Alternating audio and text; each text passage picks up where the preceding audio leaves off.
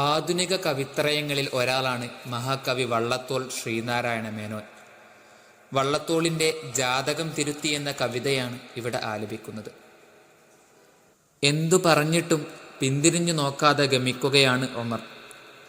മിന്നാമിനുങ്ങുന്ന വ്യാജേന നരകത്തീപ്പൊരികളാണോ ഉമറിൻ്റെ ചുറ്റും പാറുന്നത്? ഈ മരുഭൂവിലെ യാത്രികർ തന്നെയാണ് നൂറ്റാണ്ടുകൾക്ക് മുമ്പ് സാക്ഷാൽ ക്രിസ്തുവിൻ്റെ ചോര കുടിച്ചതെന്നും കവി ഓർക്കുകയാണ്.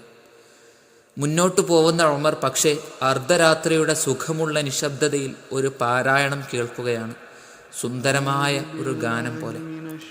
വിശുദ്ധ ഖുർആനിലെ ആ സൂക്തങ്ങൾ കേട്ട് മാമരം പോലെ ഉമർ ഒന്ന് നിന്നുപോയി. തുടർന്ന് സഹോദരിയുടെ വീട്ടിൽ ചെന്ന ഉമർ അവിടെയും ഖുർആൻ വായനയാണ് കാണുന്നത്. നിന്റെ നബിയുടെ ശിരസ്സറുക്കും മുമ്പ് ഈ വാളുകൊണ്ട് നിന്റെ രക്തം ചിന്താമെന്ന് ആക്രോശിച്ച് സഹോദരിയുടെ ഭർത്താവിന് നേരെ തിരിയുകയാണ് ഉമർ. നമുക്കക്കഥ ഇങ്ങനെ ശ്രവിക്കാം. തിരിഞ്ഞു നോക്കാതെ അവൻ വിവേകമായി പിരിഞ്ഞിരുട്ടത്തുടറി ഗമിക്കവേ, ശരിക്കു വീക്ഷിച്ചിതു സർവസാക്ഷി തൻ വിരിഞ്ഞരാ കണ്ണുകൾ വാനിൽ നിന്നഹോ. കടുത്ത ജിന്നിൻ വിളി കേട്ടു സൽഗുരു കൊടും കൊലയ്ക്കല്ലിലവൻ കുതിക്കവേ, അടുത്തു ഖദ്യോത്തമിഷേണ പാപിയെ ചുടുന്ന ചെന്തി പൊരി പാറി ചുറ്റുമേ. പെരുത്തു നൂറ്റാണ്ടിനിടയ്ക്കൊരിക്കലി മരുപ്പറമ്പാമുലകത്തിലീശ്വരൻ ഒരുറ്റ വൃക്ഷത്തെ നടുന്നു പാന്തരായി വരുന്നവർക്കുത്തമ വിശ്രമത്തിനായി. വൃഷാഭിമാനാലവരോ കൃതജ്ഞര സശാഖിതൻ നേർക്കു കഠാരി വയ്ക്കയായി.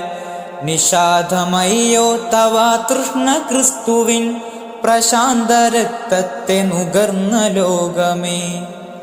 അശീത നിശ്വാസമൊടാശു പോകമ വശീന്ദ്ര സംഹാര പരൻ വഴിക്കതാ. നിശീഥ നിശബ്ദതയെ സുഖോചിതം കൃഷീകരിക്കുന്നൊരു പാട്ടു കേട്ടിതേ. പരാർധ്യമാമപ്പുതു സൂക്ത സപ്തക സ്വരാഢ്യമാഹമ്മധാവേദഗീതിയിൽ സ്ഥിരാധരാൽ വീർപ്പുമടക്കി നിന്നിതോ മരാമരം പോലെ സമീരനും തഥാ. തുടർന്നു പോയി തന്നളിയന്റെ വീട്ടിലും സ്ഫുടം ഖുറാൻ വായനായെന്നു കണ്ടുടൻ വിടർന്ന കണ്ണാൽ ചുടുതീയുതിർത്തവൻ കടന്നിതങ്ങോട്ടു കരാളരൂപനായി.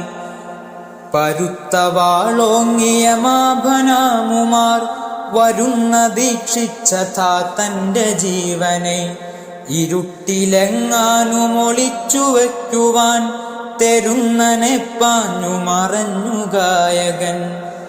വരൻ ഭയപ്പെട്ടു പകച്ചു നിൽക്കവേ പുരന്ദ്രിയാം ഫാത്തിമ പുണ്യശീലയാൾ ഒരൻപെഴും പുഞ്ചിരിയായ പൂവിനാൽ പുരസ്തനാം മൃത്യുവിനർച്ച നൽകിനാൾ.